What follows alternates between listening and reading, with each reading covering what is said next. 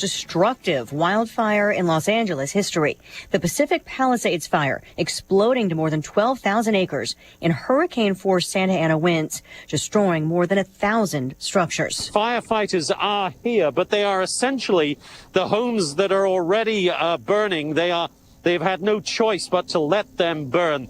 Their resources are stretched so thin here that this has been a life-saving operation rather than a property-saving one for much of the last 24 hours or so. Fox's Jonathan Hunt in Pacific Palisades. Actor Steve Guttenberg evacuated his Palisades home and tells Fox News he's trying to help others any way he can. I saw a little dog that I tried to save, and it ran away from me. I went down to Temescal Boulevard, fire on both sides. All the houses are on fire.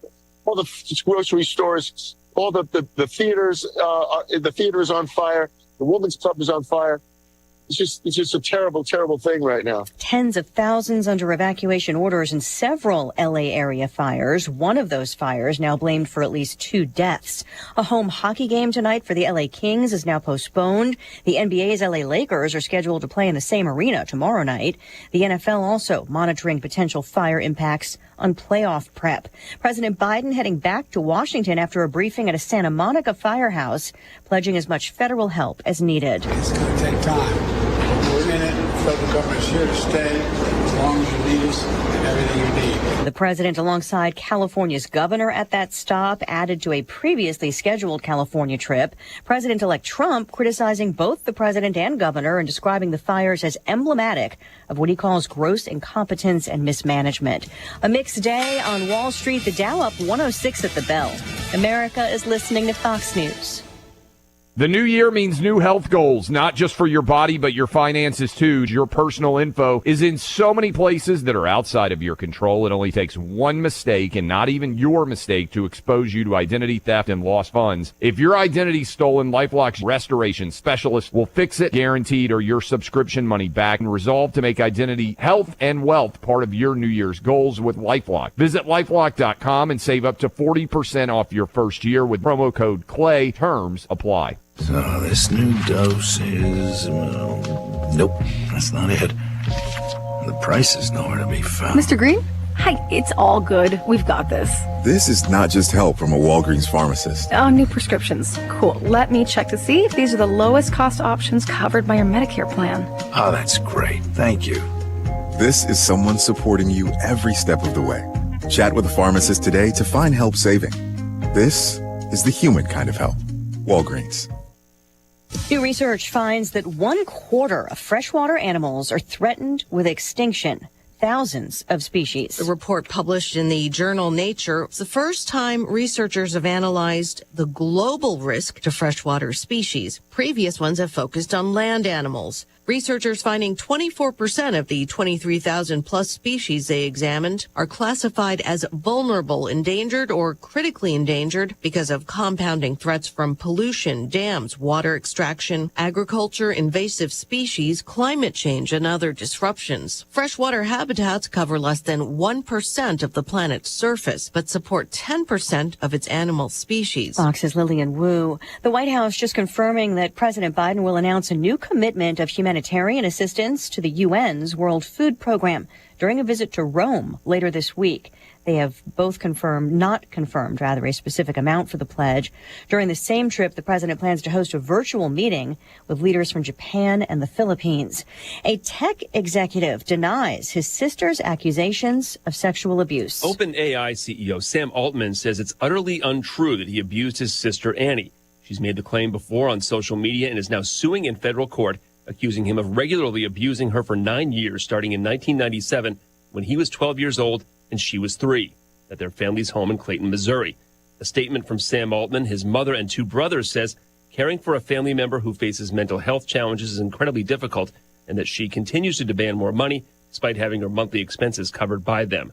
Chris Foster, Fox News. Recapping the mixed finish on Wall Street for the Dow, a late rally up about 107 points. The S&P also in the green, up 9 points. But the Nasdaq finishes down at 10 points. Wall Street will close tomorrow on a national day of mourning for former President Carter. And Lisa Brady, Fox News.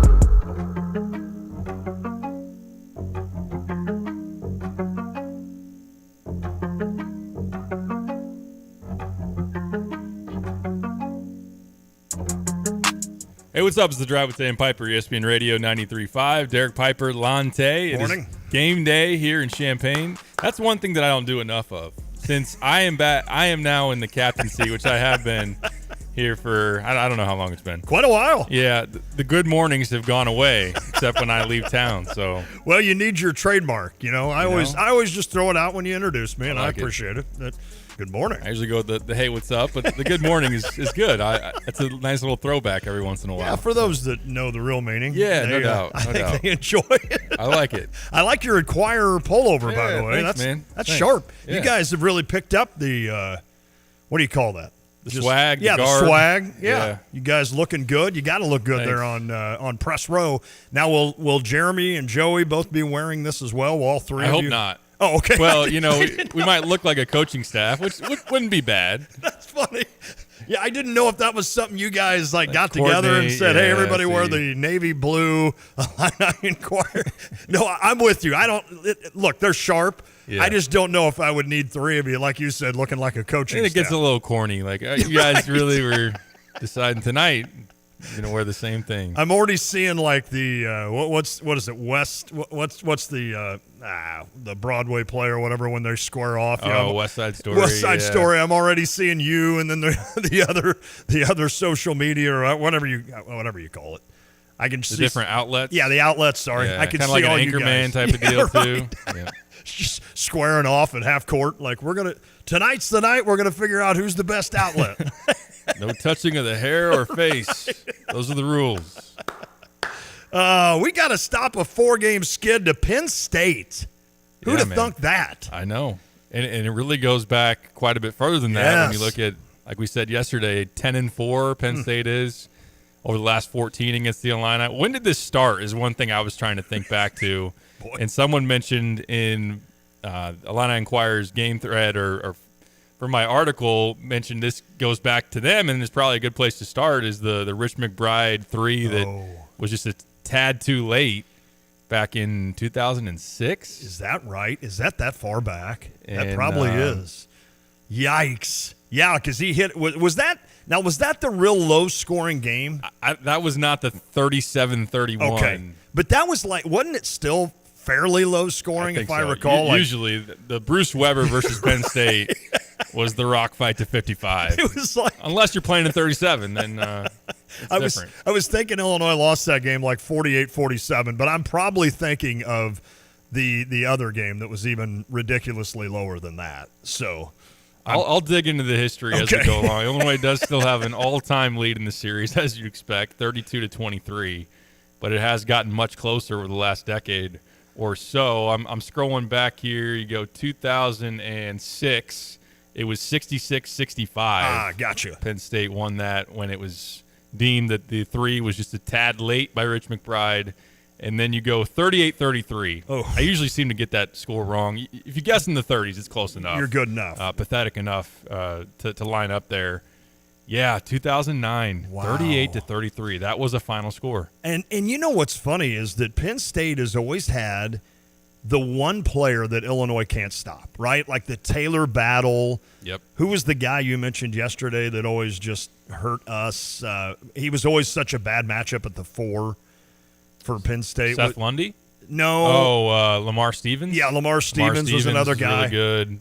Jalen Pickett. Oh, that's who I'm thinking. Oh, yeah, he wasn't at the 4. That's my fault. Yeah, Jalen Pickett. Ball. Right, he was booty ball. And even back, it seemed like before Taylor Battle or right after him, they had another guard that was really good. And it just seems like those guys, and I'm not saying they don't go off other nights, like a guy like Taylor Battle and the rest are guys that obviously were all Big Ten guys and really good. Sure. So they played well against a lot of teams, but it always seemed like they just had one of those nights against Illinois. And for some reason, the Illini just could not figure it out, and that's happened a few times. So I don't know. It's a curious run for a program in Penn State that, besides the Crispin brothers, really hasn't done much in life in terms of making the NCAA tournament and everything. But it is funny that's the one program. Like, you could point out like a Michigan or a Michigan State or another team. Even Minnesota's had their years. Well, yeah, exactly. You have to go back a ways. But it's like, man, Penn State, like that. If you knew nothing about the Illinois-Penn State rivalry, but knew a lot about the Big Ten, they would probably be about the 9th or 10th pick in the old Big Ten, that is. This is without the 18 teams. Now they'd be probably about the 14th or 15th pick of someone saying, okay, how about this team that gives you troubles? And finally you'd be like, ding, ding, it is Penn State. And you'd be like, what? We're like, we don't understand it either. You said it yesterday to throw out the stat that over the last 5 years, Illinois is the winningest program. I think that still holds up. Purdue has been very, very tight there. But Matt Painter's record as well. But I think still to this date, Illinois has the best record in Big Ten play over the last 5 years. And like, okay, well, who's the one team that's giving you some issues? You could say, well, yeah, Purdue. Which I know that Purdue has. And they have. They have. All right, outside of them, Michigan State, no. Maryland, some, yeah, definitely. But Penn State. No, it's almost funny that that's the case. But again, those things happen, and I'm sure Illinois has been a thorn in plenty of program sides. Wisconsin. Yeah, recently. Wisconsin lately. I mean, after they went on their run against you. So I know I was reading this. Who will Kerry Booth's dad, Calvin, be rooting for tonight? I would assume for Illinois, although he may not be very happy. I was listening to you on the way yesterday to Mount Zion. I know somebody real quick. Somebody asked me about I'll just get that out of the way. I can't remember who it was here. Hold on. I don't know if I can find it. It doesn't matter. They asked me about a young man. He's got a strange last name, and I can't think of his name all of a sudden. But they asked me about a young man from Chatham.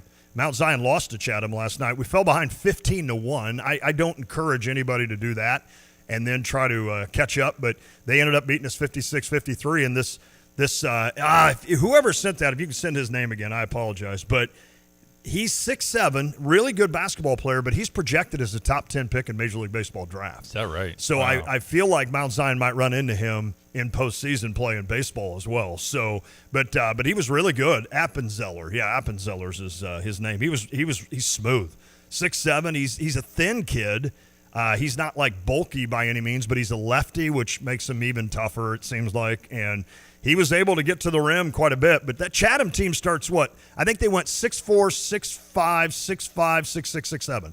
That was like their starting. Now we can quit talking about that game last night. But somebody did ask me on the Max Twin City Recycling text line. So, yeah, Cam Appenzeller, really good player, and it sounds like he's a really good pitcher. So maybe the Cardinals will take him. Cardinals will be drafting, 5th this year? That's the only good news we've had for 2 years is that we've had 2 really high draft picks. Take a really good lefty pitcher. Yeah, exactly. Haven't been many of those for the Cardinals in a while. No. Liberatore never quite lived up to that, did they? Hey, this is a good time real quick. Cardinals Caravan coming next Friday. Or I'm sorry, this Friday, right? No, it's next Friday. The 17th. Yep. And that will be at the Hilton Garden Inn. That's right. Thanks, Diane. Hilton Garden Inn. So if you get a chance, I know a lot of people always come out to those. Last year was packed at the Cardinals Caravan. So we'll talk about that as we go and kind of tell you who's all going to be there, et cetera, et cetera. Claves is coming into town. That's who? about Claves. Claves That's is about coming. all you need to know, right? Yeah, right, because it's like Paja. I can't even say his name. Pedro Pajes.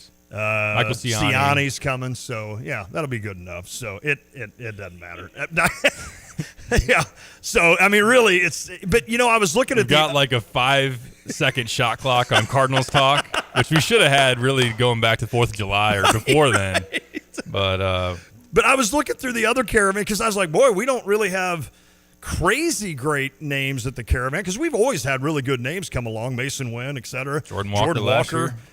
But then I was looking at the other Caravans. I'm like, oh, this might be why the Cardinals aren't very good. Because there's not a lot of, besides Nolan Arenado, there's not a lot of star power. And we always talked about that a lot. I know we got to get to Illinois. We always talked about that a lot through a lot of years with the Cubs. They just never really had a guy. I remember digging Trevor Valise about that for a couple of years going, who would you even put on a poster? He's like, yeah, I just that Cubby Bear, I guess.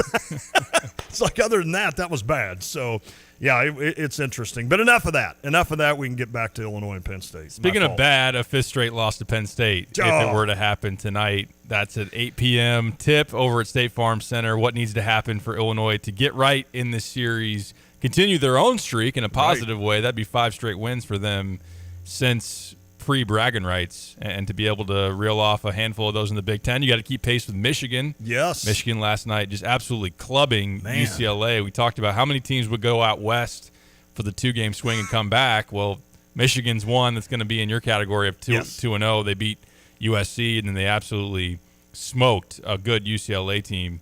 So it's a little early for Big Ten title picture and worrying too much about one game in the standings, but to be at home, to be a double-digit favorite, that still seems a little rich. I think when you look at the series history for Penn State, you know that there's maybe a little bit of a trap in that coming back from that long trip, and is there any hangover there? But that's besides the point. In general, you definitely want to take care of the ball a lot better than you did against them. Last year, you had 18 turnovers. I know the offense wasn't too big of a concern when you scored 89 points. It was more of what you gave up defensively, but this is a team that can really turn you over. We saw even the Missouri game where Illinois had 17 giveaways, and they're a very aggressive defense. That's one thing I want to see Illinois tonight be able to not give Penn State opportunities to run the other way and get easy baskets, and can they avoid being sloppy against an aggressive and athletic defense? Yeah, and I felt like Brad Underwood addressed that yesterday, right, when you were there at his press conference, and the idea that Penn State, they want to speed you up even on the defensive end. In other words, when you're on offense, now you would think that would play right into Illinois' favor, but obviously Penn State's they're gonna try to get steals. They're gonna, like you just alluded to, with the turnovers. So that's kind of how they do it. I think Illinois can have their way on the glass. So I would think a guy like Ivisic or even Merez Johnson could play big into this. I'd love your thoughts on that, but I feel like Illinois can get it done there. I also think with the length, and, like Penn State's not bulky necessarily. So I think with their length and quickness, they can kind of get out and contest those 3-point shots that Illinois loves to do. So that will be kind of interesting to me to watch tonight, because I know Illinois and Brad Underwood and his scheme loves to live and die by that 3-point line, and mostly live.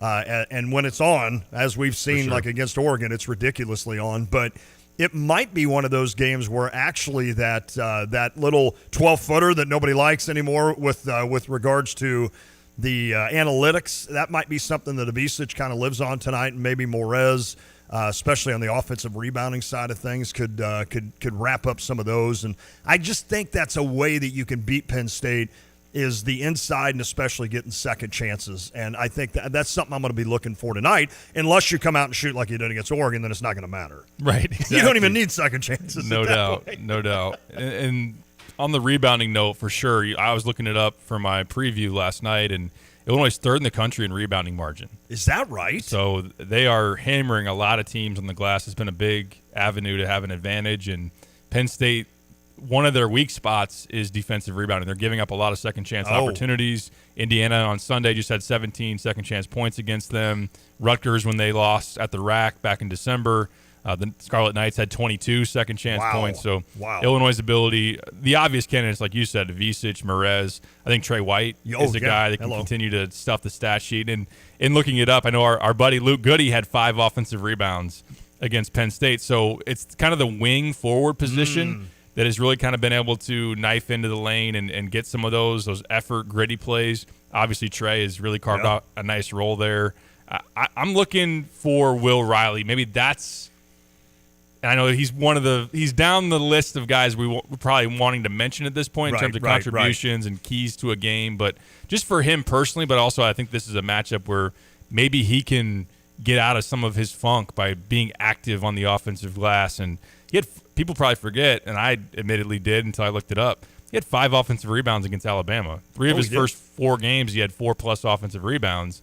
So if he can play with really, really good activity and give you some of those opportunities, maybe that helps him get out of a little bit or a lot of it of a shooting funk that he's had here recently. So he's a guy that can do that. Kylan Boswell has rebounded really well for a guard, almost like he'll have to do it over a larger sample size, almost like a Andres Feliz-esque, like that big physical guard that's willing to go get some of those. So I think Illinois could have a chance to be +10, +15 in the rebounding game, and that could be a big way for them to separate against the Penn State team that otherwise will present some challenges. It's funny now that you say that. I watched that Indiana-Penn State game, and I watched Luke kind of get his way on that offensive glass. Now that you say that, he even had one that he put back up for an and one in that game early on in that game, but Ballo was just all over Penn State. They could not do anything with him. So I know Ivisic isn't – I mean, there's not many Ballos who's just that big, right? I mean, he's just so stinking large. Kind of Kofi-esque in terms of size. That's a great point. He hasn't been as – well, he's been a pretty consistent double-double in his career, but Kofi had a different rung above All-American status twice. Without a doubt. And I know that Ballo went double-double easily. I think he was almost double-double in the first half. I know that because I was playing against him, Derek, in the Big Ten, and that was the end of that. That's why you're so much more dialed in on some of these names and teams. He's had his fantasy draft, guys. Lon needs that. He needs that every year to get rolling with this stuff. But that is a great point. The other thing you mentioned in terms of rebounding guards, Kasparis. I mean, Yakuchonis always has, 5-6 rebounds a game to go along with the assists and also the points. And, that was one thing we talked a lot about with Benham Rickhouse early is if he's not scoring, what's he doing for you, right? And I feel like he's obviously in the Oregon game, I was very impressed with his defense. And then in the Washington game, he had a couple of rebounds as well. So it's just that next layer of – if a guy like KJ's not scoring, which he's going to anyway, but he's getting assists and he's rebounding. Same with Boswell. So it's one of those situations where even those Illini guards, like you mentioned with Kylan, they're down there getting rebounds, and that's huge. Io was so good at that when he was here, and I know you go back to the Darren Williams and that area, Luther Head. Those guys were always good at picking up rebounds, and I think that's something that gets overlooked a little bit. Now, obviously, rebounding, you just said third in the country. I swear I didn't have anything to do with Josh Whitman hiring Brad Underwood because, like your completion percentage, I thrive on rebounding. Yep. But certainly since Brad Underwood has been here, I think he's only had maybe 1 year where Illinois didn't really own the glass in terms of rebounding. So I love that. I love that ability that he teaches, and I love the idea that that's the way to do it because – if you limit teams from second chances, that's just going to give you a better chance. And as we know, if you get a few second chances, your chances of going up are obviously there. So I'm excited about it. And again, I think it gets overlooked a little bit with guards that rebound. I think it's so important, and Illinois' got 2 of them for sure. Big time, no doubt. We got a couple of texts on the Max Twin City Recycling text line. Mitch says, was Kofi at the bars the night before the game like Ballo? I don't think so. Ballo's like, hey, I'm going out for a beer. Yeah. I mean, he's got to be like 24. A good spot to get that done, no doubt. I've been there the night before games. Well, luckily, sure. I don't got to play the next day. But I even do it day of. Yeah, of course I'm not playing, so maybe that makes a difference. Yeah. Distracted Lante with the camera. Oh, we know what he's been doing. I'm just kidding. Mitch also said, I'm nervous. 8 p.m. No students. Penn State after getting the highest rank of the year. This is usually a letdown game. Hopefully, I'm wrong. I think you will be tonight. I don't know. Not that look, I thought this Illinois football team would win maybe 5 or 6 games. So that tells you right there my credibility going into this. But I feel good about this team right now. I really feel good about Illinois right now. And I think the Washington game, the way that ended, had me feeling like, okay, even when we throw a clunker out there in terms of shooting, they can still get a win. And let's don't just throw away the idea that you were on the road in Washington after you had been out on the West Coast for like 7 days or something. I mean, you were out there for quite a few days, and you even talked about how, you get out of your comfort zone, for right? Sure. And I don't think there's any doubt about that. And I know they're kids. I know they're young men, in other words. And you might even accidentally stumble into a plant-based sausage, egg, and cheese. Right. Oh, really? I don't know if you saw that tweet. Oh, no, I did not. Oh, yeah. Apparently that's a big thing in Seattle, and I was already at a breakfast place, and I don't want to walk to a different spot, so I just went with it. Okay, that's good. No, I did not see that I know tweet. You just lost respect for me, but it's all good. That sounds really healthy. Yeah, or in the other way, maybe not. But, I feel like this Illinois team, like they showed me something, obviously with the Oregon game, but with that Washington game, even the way they had to just kind of grind at the end, and certain guys just stepped it up like Trey White. KJ hits the shot at the end. And, Washington made that great comeback, and they got hot. But Illinois had that game in control. And I just feel like this team is really playing good basketball right now, and I don't sense that tonight they're going to have a letdown at home. I truly don't. I think they'll be up for the challenge in terms of understanding. Brad's going to have them up, He right? will, After for sure. Now, I think what's interesting is that if Brad busts into the locker room and is like, all right, guys, we know Penn State, and he'll look around the room and the guys really don't know. Like, Dre's the only guy that was part of last year's loss, and then anything before that's out the window in college basketball in a lot of cases now in terms of the history. But I think you just respect the fact that Penn State's a very quality team. They put the hammer down on Purdue in that Big Ten opener. Yes, they turned them over 24 times and just ran away with that game. I think they're up by as many as almost 30, if not 30, in that game. So if you allow them to blitz you like they can defensively, you get sloppy, you're not ready for them, they can do that to you. So I think that they will be emotionally up for the game. There is maybe kind of a natural potential letdown factor to some of what Mitch was saying. You come back from the West Coast, you don't have your Orange Crush there, and I think it'll be a hungry Penn State team after that loss to Indiana for sure. But this goes back to my question yesterday: is this team ready to elevate the bar of consistency? Are we going to now judge them like a regular? Which I'm not saying we shouldn't, like a regular team that's hit its stride, that's going to build all this momentum. Brad's been talking a ton of and challenging his team with. To their credit, they have been doing it recently. Right. How do we keep momentum going? How do we keep stacking wins? And to Brad's credit, this is usually the window of the season where they do that. They usually get hot in January, trending into February, the later portions of the season after maybe a little bit of a rocky stretch in December or dropping a game that you shouldn't. Even the team that was super inconsistent with Meyer and Shannon in their first years, obviously Shannon played 2 here, but they reeled off like 7 of 8 in January. Yeah. So that's what they do ultimately. And this is one of those that you want to be able to get, even though it is Penn State, and it's one of the fan base naturally will have some extra angst about. Well, without doubt. I wanted to get your take, too. I liked what you guys you as in the media, kind of hammered home this point to Brad in that press conference. The idea of playing hard versus knowing how to win. Does that make sense? I think that's what he said.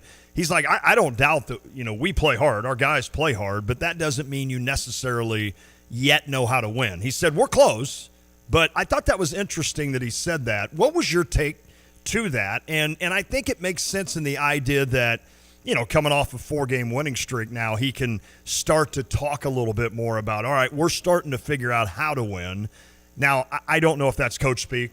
I don't know. I mean, sometimes I can't tell the difference, but his example was Trey White getting on the ground between 2 guys and grabbing the rebound. He's like, that's how you win.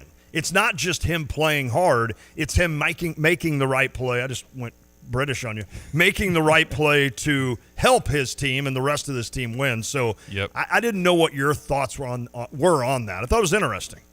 It's staying hungry even though you might have a lead. It's not getting too comfortable. Yeah, his idea of competing versus playing hard, there's a difference in that competing is constantly trying to put the pedal to the metal. And that's one thing that has concerned me about this team, because you rope in Washington with Missouri, with Northwestern, 3 instances where you were up double digits and then blew that lead. Right.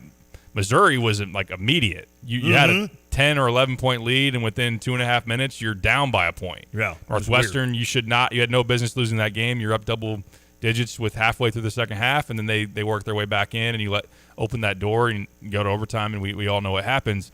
Washington's another one, which I will, like you, maybe counter with, look, it's tough to win on the road. Right.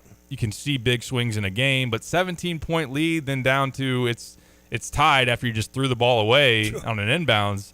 That makes you nervous about this team's closing ability. And after that, obviously, you got to give Kasparis the credit that he deserved for the shots he's made, Trey for making that play. But it's maybe if Penn State gives you a window to put them away, I agree. And that's something I think that you got to consciously know, and that you can't relax, and you got to make every all-out play. And when you have depth, you can kind of play that balls-to-the-wall style because you have guys to keep cycling in, and if you need a blow, we got a rotation that Dre can come in and do that, and Merez and Jake, and those guys can play hard and do what it needs to get done. How many threes did they take at Washington? 20. They were like 5 for 26. Okay. And that's the thing that, like, as I was thinking about that as you were speaking there, it's interesting that you see the Oregon game, you see the Arkansas game when they're going in. I mean, you just Katie bar the door. We're done. Just we're going to win this game. This is awesome. The other thing about letting a team back in a game is a lot of teams that find ways to not let teams get back in the games are the teams that grind it, get to the free throw line, make those tough kind of, around the rim kind of plays. I know Trey, somebody mentioned yesterday, he's been great about that, and I agree 100%. Illinois kind of schematically, the way they play offense, can let you back in a game because they can get happy from three. And if you're not grabbing those long rebounds, then all of a sudden, you might have 4 or 5 empty possessions, as coaches like to talk about. And whereas another different kind of team might take the ball to the rim, might get to the free throw line, and even if you haven't maybe scored a basket, if you will, in 5 minutes, if you've knocked down 6 free throws, then you've at least scored 6 points as opposed to none. So I feel like the advantage for Illinois in the sense that that they can shoot, and when they do, it's a high level. And if they do that like they did against Oregon or Arkansas, if they shoot like that, I'm not sure what round in the NCAA tournament a team could still compete with them shooting like that. That would be interesting. Maybe a Final Four. But when they're not making threes, it's the idea of what else are we going to do. Now, this is where Trey White has been huge, especially this game against Washington, because you needed that guy. And I know Kylan's been good, too, at getting there. And, of course, KJ had the late bucket as well, and he did so against Missouri, as you noted yesterday with that turnaround. But sometimes teams, can get to the line, and even though your offense is stagnant, you're still scoring. Whereas this team sometimes doesn't necessarily get to the line a ton, except for maybe Kylan, and yet they can go through those zones of 5 minutes where they're not scoring. And I think that's one thing that when teams are going to make comebacks against Illinois, it's going to be games like that where you're not hitting at even a decent pace from the three-point line. You don't have to be lights out, but if you're 5 for 26, that's not a very good percentage. That's pretty Tay-ish. poor, yeah. Yeah, that's Tay-ish right there. So you want to in that sense, you're almost playing back into the other team to say, all right, we're going to go on a stretch here where we're missing buckets. We're going to give you a chance to come back, and that's exactly what those teams were able to do. I don't. This is a total aside, but quick trivia: did you know what Sincere Harris is from 3 this year? Oh my! At West Virginia. Don't even tell me he's shooting like 62%. I would like to tell you that, but it goes the other way. Oh, okay. So it's more. This isn't like an alarming stat. In other words, oh, it's alarming. Is this like who was the Jalen Tate kind of? Could be. Like, is he like 12%? He is 11%. Oh, he's 4 for 35. Oh, so boy. Yeah, if you shoot like Sincere in a game, and you maybe don't want to keep taking those threes, I would maybe tell him to stop taking. Yeah. I think it was within the last week or so he made his first 3 of the season. He was like 0 for 20 at one point to start. Goodness. Anyway, apologies for the stray that I just shot Sincere Harris's way. But I wish I would have had that. I wish I would have had that gene in my body that just said, it doesn't matter you've missed 10 straight lines. You're good. You're good. Coach wants you to shoot. Yeah. I mean, my coach literally benched me in high school because I wouldn't shoot. And I'm out there like scared to death because I'd make one and then miss the next 2. And I'm like, yep, I'm done. I've missed 2 in a row. There's no need to embarrass myself with a 3rd straight. Dad won't let me eat. Mom will have to sneak me food. That's a joke, people. But, it is funny to have the I don't want to say wherewithal because obviously you don't have that. It's the ability to stop the wherewithal to say, this next one's going in. I think irrational confidence is something you could say for that. He went into last week 0 for 26 from 3 on the season, and he's made 2 in each of the last 2 games, so don't let him get hot. But anyways. What did the Red Sox say in 04 against the Yankees? Don't let us win this one. That's right. Don't let us win this one because then we got Shilly on the bump. Then we got Pedro. Don't let us win this one. And what was that? Kevin Millar, I think. Oh, boy. And the next thing you know, they came back and beat the Yankees, and then we know what they did against the Cardinals. Yeah. Yeah, I was there for Game 4 of that World Series. Jason Marquis just went yard right off the bat. Can I tell that quick story that everybody's heard? Sure. So, when we got these tickets, I wanted to take Dad because my dad passed away in 06 of cancer. So in 04, he was basically in a wheelchair and it was tough. But I wanted to get him to a World Series game. So it was my brother and I and Gene and I. And the problem was we bought 4 tickets, 4 different spots around the stadium. So we put Dad closest, right, to where it'd be easier. Lance sat closer to him to help out during the game. And then we were kind of in the outfield, and I think Gene was in Big Mac land. I was like in center field, right? So I'm like, I'll take one for the team. I'll go sit in center. So I'm walking up, and I'm looking, and there's like two really good-looking blondes sitting right in these seats. And I'm like, there's an empty seat. And I was like, row 3. Oh, row 3. So about the 4th inning, here comes my brother. He comes walking down, and he goes, how's the game going? And I'm like, there is a game. It was classic. When I sit down, I'm like, does anybody need a beer? They're like, yeah, we'll take a beer. I was like, this is going to be expensive, and I'm not going to pay much attention to this game. Sorry, I'm calling myself out. But it was just a hilarious moment, and I remember telling Dad after the game, I'm like, we should have parked you out in center. I think he would have enjoyed it. He's like, what? And I'm like, I'll explain later. Oh, it was hilarious. To come back and get you like for a bathroom? Right. Nope, just leave me here. Nope. Dad, you're gonna have to fend for yourself here. Yeah, I think that was the game that I think Johnny Damon took Jason Marquis deep, first to bat, solo home run to lead the game off, and I was like, yeah, we're done. Fantastic. And then didn't Drew Barrymore and whoever they taped the ending of a show. Jimmy Fallon and the movie. Jeez. Yep. Swept in the World Series. That's tough. After winning 100.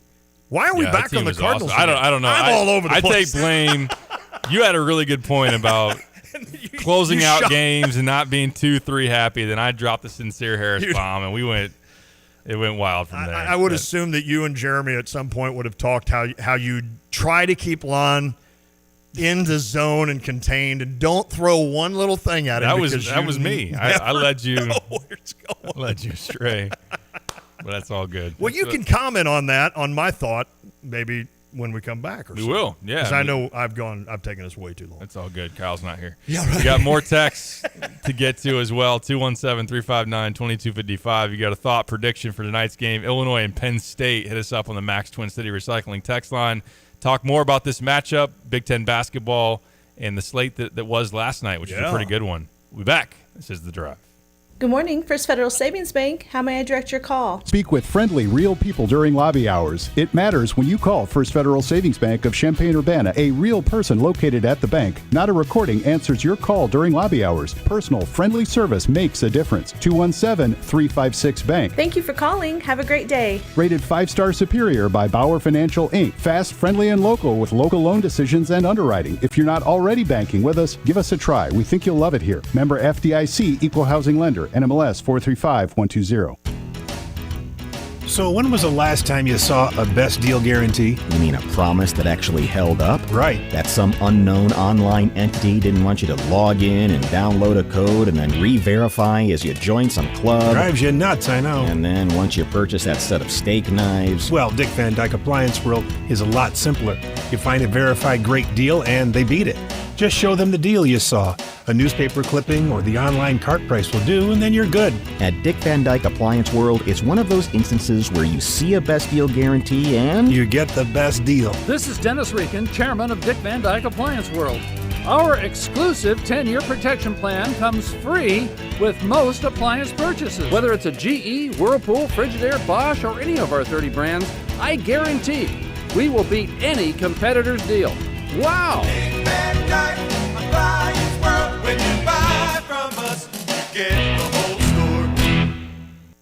Now at Jets, order any 3-topping pizza and get $5 off. Just use promo code 3TOP when ordering. That's the number 3, T-O-P. Want to impress family and friends and spend less? Get creative and build your own 3-topping pizza with their favorites for your holiday gatherings. Available in deep dish, thin crust, New York style, or hand toss round. Any 3-topping Jets pizza for $5 off with promo code 3TOP. It's a deal. Jets, better because it has to be. Are you tired of shivering in the winter? Look no further than your local heroes at ABC Heating and Air Conditioning. Hi, this is Gina inviting you to give us a call at 217-352-5400 to book your appointment to make sure your furnace is run safely and efficiently this winter. We've been proudly locally owned and operated and have been serving our community for over 50 years. ABC, always be comfortable. Call me 217-352-5400 to book your appointment today or go to abcheatingandac.com. Drive in, drive out. Recycling's what Max is all about. You can make some cash and do your share. We make it really simple because we care. It doesn't matter large or small. Our friendly staff will handle it all. Starting it over is what we do at Max Twin City Recycling. Illinois basketball season is underway. Single game tickets to see your Fighting Illini at State Farm Center are on sale now at fightingillini.com. Great seats are still available. Lock in your tickets for big games against Big Ten opponents before they're gone. Don't miss your chance to see the winningest team in the Big Ten Conference over the last 5 years. Be part of the atmosphere and get tickets at fightingillini.com.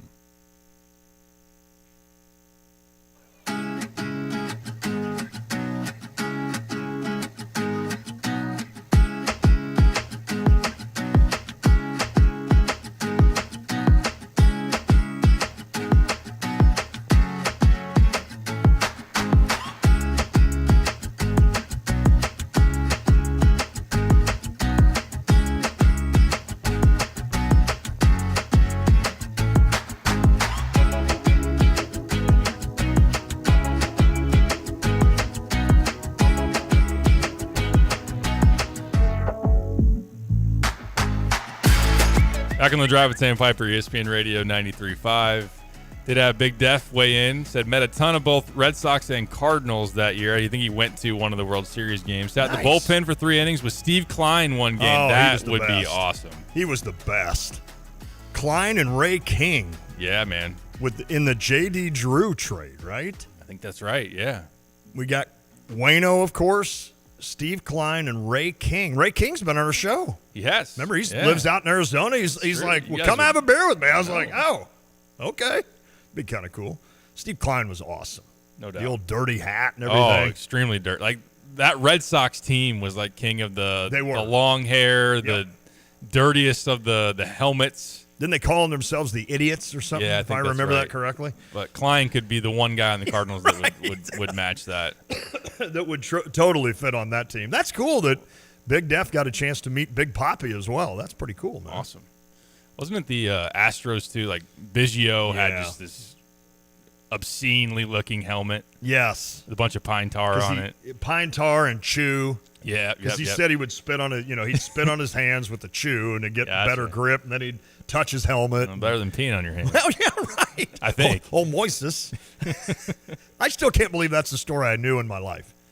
Like, I thought maybe I'd drift through life without knowing some guy pees on his hands because it makes him a better hitter. I'm like, well, I was a horrible hitter. I wasn't going to those extremes to get any better. I can promise you that. You didn't know the secrets. Oh, yeah. Bill said, Klein was using that hat to doctor the ball. There's no way they're letting that hat in today's game. I don't think. Maybe there are guys that have dirty hats, but it seems like, they're checking them every other inning, right? Or something. Yeah. So, yeah, that's true, though. Steve Klein, man. He was good. Yep. Good lefty. He was that prototypical, we need a lefty out, like I don't know, like Barry Bonds. Nobody got him out. But, like that kind of ilk. And it's like, all right, bring Steve Klein in to face this one guy. So was Ray King a little bit. For sure. In that regard. So, and then Ray always sprinted. He did. From the bullpen, too. He of his 280. Oh, man. He was a big boy or whatever. God bless him in August in St. Louis doing that. Oh, my goodness. And then that Wainwright dude. He's okay. Kind of panned out a little I know bit. he's a good singer, but I don't know. Did he do much else? I don't need to hear him sing. I don't either. I just, sorry, Adam. I know. Just go do the broadcast because you're really good at really that. Good at that. He's really good at that. Well, hopefully the Illini tonight are more focused than we are on this show. Yeah, right. If they're going to get the win against Penn State. I'll be honest, I don't know that I have 2 hours of Penn State I'm with you too. pregame in me. Yeah. But I would like what the comment that or the thought that I had that I regurgitated for 10 minutes. I would like your thought on that. And then I was maybe next hour or something going to have you kind of go through that. Maybe not the whole lineup, obviously, but who kind of scares you the most off that team? Obviously, with Ace Baldwin, he's really good. He's kind of the guy that makes that go. But, they've got some other guys with Puff Johnson who – is he the dude – was he the guy in the national championship game that – I think that's right, yeah, with North Carolina. What happened to him? He took a charge or something, and wasn't he hurt? What happened to Puff? He was on that UNC team. Okay. Yeah. Seemed like I can't remember exactly what went down. I can't either. It seemed like that wasn't the game that the dude for Louisville crushed his ankle, was it? No. Okay, that wasn't even probably close to that. But I don't. Something happened with Puff Johnson or maybe it was just that his name was Puff Johnson. That's probably what it was. And I was like, "There's really a guy named Puff," but yeah, he's still playing. That seems like that was 12 years ago. 5th-year guy. May have been 12. Yep. With the way they go now. 6x1. Home game tonight. We're talking about Cardinals from 20 years ago. Don't act like you're not used to this. You're not initiated in this. We'll get back to it. to go with Lon's point about not falling in love too much with the three, I think you make a good argument with Trey White going to the rim and getting fouled for sure, and also just his finishing ability has been very impressive. I think when you get a lot of teams like to switch defensively when you get mismatches. Like when Tommy's on a guard or a reasonably sized wing, 6'6", I want that to be a post entry. Why can't he be able to back a guy down and throw that little left hook in there? And one thing I liked in flashes, not saying you got to scheme your whole offense around it, but saw a little bit of booty ball come back with Ben Hamrekhaus a little bit, and Trey White can do a little bit of that. So I think those are different wrinkles or different layers of an offense that when the three ball isn't falling, maybe you miss three in a row, or you have 6 possessions, you took 5 threes, you don't make any, that, all right, now we need to be able to do something different and adjust. Now, I know that Brad is going to trust that over time, in most games, they're going to make a good rate of threes. Agreed. And doesn't want a couple of misses to dissuade them from doing that. But I think that's part of it. I think part of understanding what it takes to win is shot selection and situational awareness. And sometimes it's like we saw it with Io too. Like, okay, it's time to they're on a 5-0 run. Let's make sure it's not 11-0. We need to get a bucket. Go to the rim. Yep. And maybe Kylan can do that. I know we had a text earlier. I forget who sent it in, but with Penn State's pressure, and especially that Ace Baldwin's going to be very much in the face of KJ tonight, does that open up more for Kylan to play make and do some things? And I think there's the potential for that. Penn State will trap at times deep in the backcourt with their full court pressure.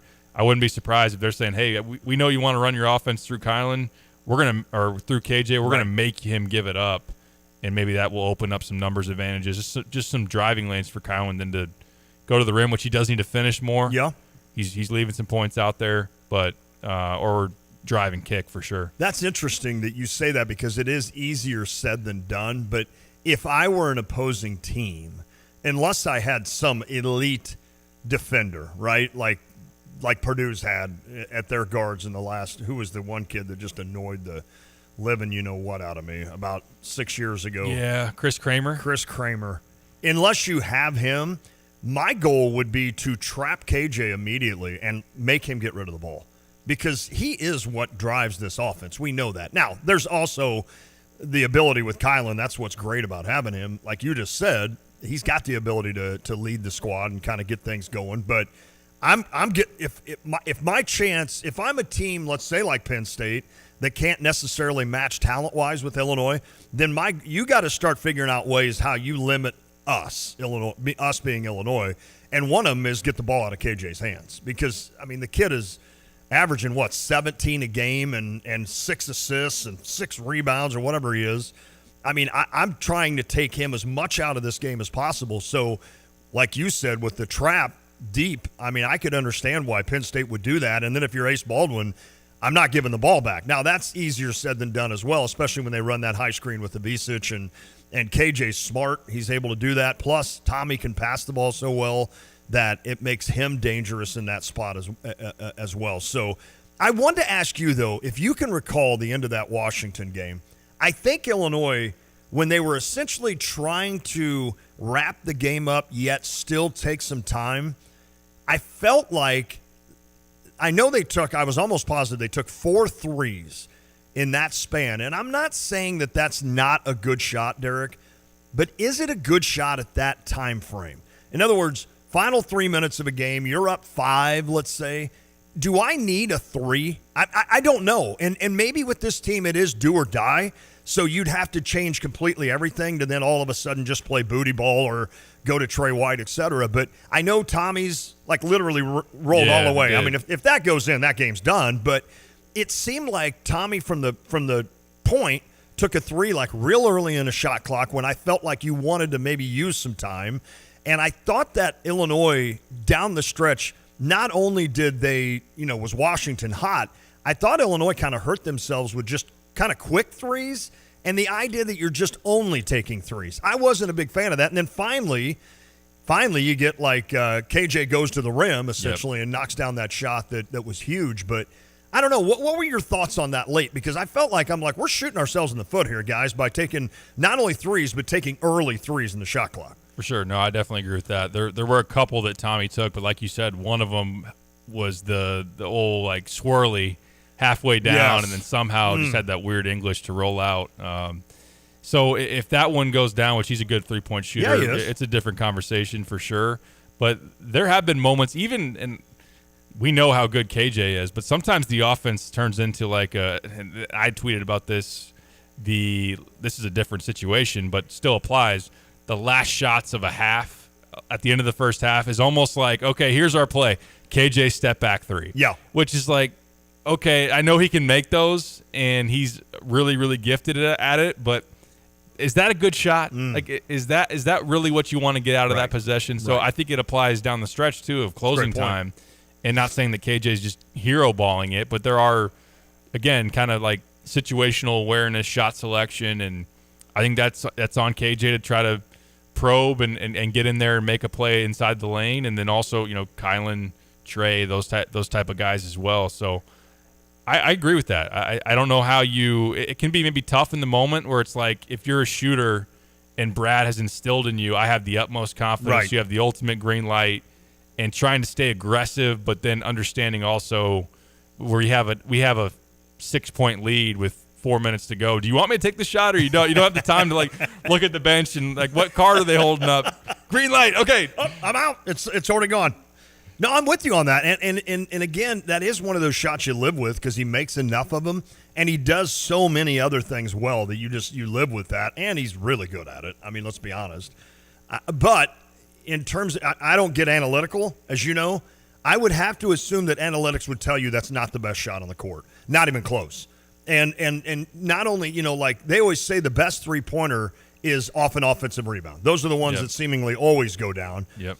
Now, another one would be when somebody penetrates, kicks, you're wide open for 3 like Benham Rickhouse takes. Especially in the corner. Yeah. In the corner especially, right. And then I would assume down the list would be, why don't you have a couple of dribbles and then step back and have your momentum going away from the bucket while you're throwing it up from 22 feet. But the kid is really good at it. And so I live with him. But to your point of crunch time, I don't know that that's what I want. And especially when he can get to the rim. And not only can he get to the rim, his skills passing the ball are going to – somebody has to come and help, right? He's going to get by the initial guy. Somebody has to come help. And I trust KJ, as we all should, that he's going to find that open guy for an easier bucket than a 22-foot step-back 3.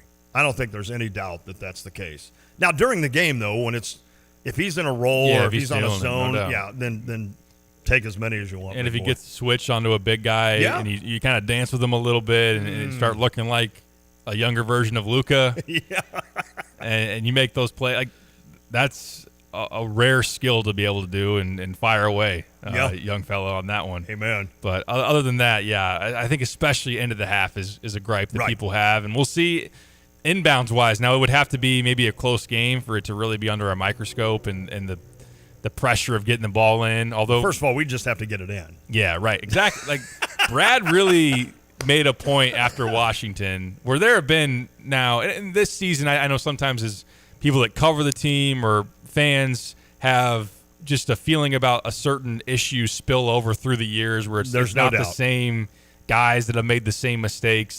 But inbounding for Brad Underwood teams in key moments, there have been some real points of like, oh, this was a terrible mess up. Going back to DeMonte Williams against Maryland in year one of his tenure and letting that game slip away. Brad, after Washington, was like, I'm going to get it fixed. Mm-hmm. And against the Penn State team that is very capable of playing you close, against the Penn State team that turns you over really well, that will full court press you, I want to see what that looks like. I'm with you 100%. Derek, I call it the old man disease as a fan. There's a couple of things that I could do when I played. I could make free throws. We've been through this. And I'll start getting 500 texts from here we go. But most guys think that they could make free throws. So when we see athletes at this elite level not make free throws, that drives us nuts. It's the old man disease. Inbounding a ball, like everybody's high school team had a certain inbounds play that worked most of the time. So we sit here as the old man disease and say, well, how can Brad Underwood, making $4 million a year, not construct some sort of inbounds play that works? But I'm with you on that. I mean, there are certain coaches. Bill Self is one, and I don't throw him in here because of the former Illinois coach, but Bill Self is one that has outstanding inbounds plays, and they seem to work about 80% of the time. I mean, they lead to a lot of wins. Brad Underwood's terrible at it. I won't rip on Brad for much else. His teams are terrible at inbounds, and I don't understand. I mean, then it's here comes the old man disease again. Do they not shoot free throws in practice? Yeah, they do. Do they not practice inbounds plays? I don't know. I mean, you're not there to see it, so I'm not sure if they do, but it's those little things that guys like me remember that we could kind of do. I didn't dunk. I never dunked, so I can't critique a guy dunking or shooting a step-back three. I never did that in my life, right? So I can't really critique that, but I can critique a free throw and or an inbounds pass. And it gets frustrating to guys like me because it's like we literally have no play to run off an inbounds. It's just throw it up in the air and hope somebody gets it, or that's about it, really. And like you said, there's been plenty of moments, 2 already this year, plus the DeMonte. I'm sure there's others that we can go back on and look and say, it seems so easy to fix, but maybe it's not. I know Dan says, can we throw out the football inbounds that hasn't worked since Underwood started here? I really do not like the football. I don't either. 5 across. Because here's the deal. Like in the NFL, which sometimes they call, sometimes they don't, the pick play is not allowed. You can pick. Now, I know the moving screen goes into somebody's text yesterday about moving screens and whatnot, but like use the ability to legally screen people into an opening. Exactly. And look, Brad also isn't the guy taking the ball out. Like Trey made a mistake. If you rewatch that inbounds against Washington, number one, if he waits or just notices Avicic comes to him before he throws that into the backcourt, Avicic is, number one, he's 7'1". That should always be your last kind of your hot read, right? Yeah. Hey, if nothing else, throw it up to the 7'1" guy and like have him go get it. Or put Merez in there, although you don't want Merez getting fouled. So maybe that's a different story. Right. But that would be one thing that some teams just make it easy. Like, all right, we have a 7-foot-plus guy, and here's our inbounds play. We'll run some actions, and then we're just going to toss it up to the big dude. Right. And he's going to go get it. KJ also, and I know Wade texts about this as I'm saying it. Yeah, you mentioned this yesterday. It seemed, and Deion Thomas said this on the radio broadcast afterwards, I want to give him credit for mining this out, apparently, is that KJ didn't understand that in American basketball you can go back into the backcourt across the half-court line to receive the ball and not have it be a half-court violation. So that is working in there as well. Sure. And boy, but it was almost one of those where it's really costly. Oh, yeah. Because if you've got not only the one game against Northwestern that you lost and you're frustrated about, if you then would have added on to that with Washington And then down the stretch when you realize you're in a tight race with Michigan or Purdue for the Big Ten championship, and you're like, if we wouldn't have thrown the ball away against Washington, those are the little things that come back to bite you. That's a Washington team that might not make the Big Ten tournament. Wow. We're going to have team. This is the first year. I even caught myself remembering. I saw somebody post, is Rutgers going to make the Big Ten tournament? I'm like, oh, yeah. This why year, wouldn't they? Oh, wait. We're literally going to have teams that don't make the Big Ten There's tournament. 3 teams that won't, right? Are there 15 invited? I think that sounds right. That I have to sounds look right. that up. Okay, well, yeah, we can effort Kind of like the MLB playoffs. I never Yeah. truly understand the format here now that we're changing things. Just know the Cardinals aren't in it.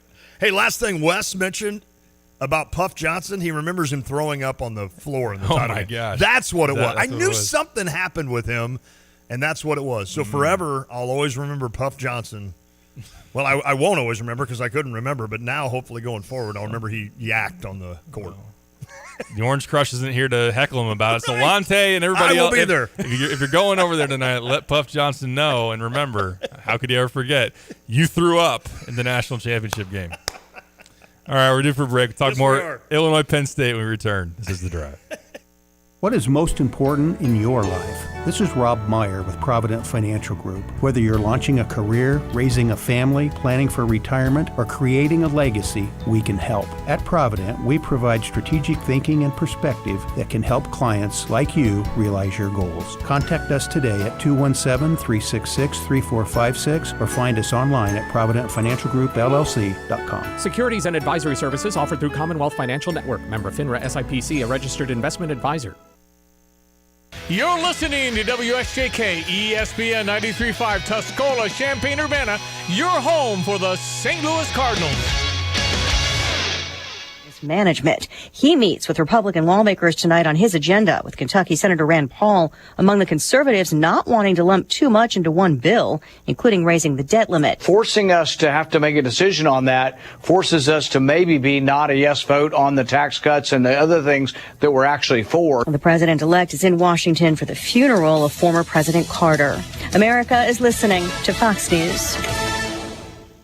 The new year means new health goals, not just for your body, but your finances too. Your personal info is in so many places that are outside of your control. It only takes one mistake, and not even your mistake, to expose you to identity theft and lost funds. If your identity's stolen, LifeLock's restoration specialist will fix it, guaranteed, or your subscription money back, and resolve to make identity, health, and wealth part of your New Year's goals with LifeLock. Visit LifeLock.com and save up to 40% off your first year with promo code CLAY. Terms apply. So this new dose is, nope, that's not it. The price is nowhere to be found. Mr. Green? Hi, it's all good. We've got this. This is not just help from a Walgreens pharmacist. Oh, new prescriptions. Cool. Let me check to see if these are the lowest cost options covered by your Medicare plan. Oh, that's great. Thank you. This is someone supporting you every step of the way. Chat with a pharmacist today to find help saving. This is the human kind of help. Walgreens. The president-elect is asking the U.S. Supreme Court to call off Friday's sentencing in his New York hush money case. New York courts have refused to postpone.